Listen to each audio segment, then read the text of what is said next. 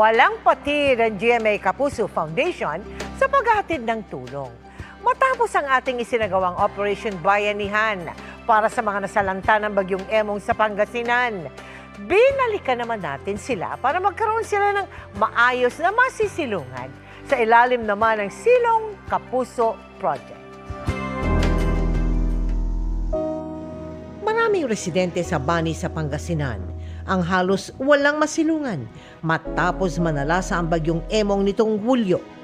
Kabilang dyan si Estrelita na ating nakilala sa isinagawa nating Operation Bayanihan sa lugar.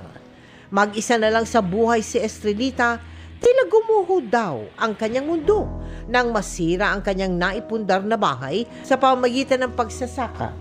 Pagtapos ng harvest ng palay, pupunta ako doon sa hardware, magda-down ako hanggang nabuo ko yung isang buong bahay. At para may pansamantalang masilungan, pinagtyaga-tyagaan niya ang luma at butas na yero.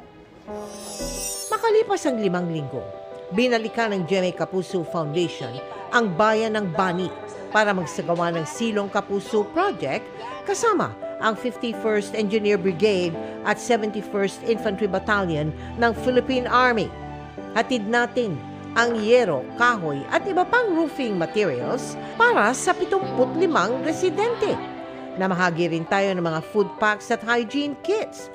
Kabilang sa ating sinurpresa, si Estrelita. Masaya, madam. Talagang abot sa langit po ang saya ko, madam. Natulungan, hindi lang po ako ang natulungan ninyo, marami po kami. Binalikan din natin ang kapitbahay ni Estrelita na si Jerome at ipinaayos ang kanilang bahay. Makakabalik na po kami sa sarili po naming tahanan. Sa mga nais makiisa sa aming mga projects, maaari po kayo magdeposito sa aming mga bank account o magpadala sa Cebuana Lumiere. Pwede ring online via GCash, Shopee, Lazada at Globe Rewards.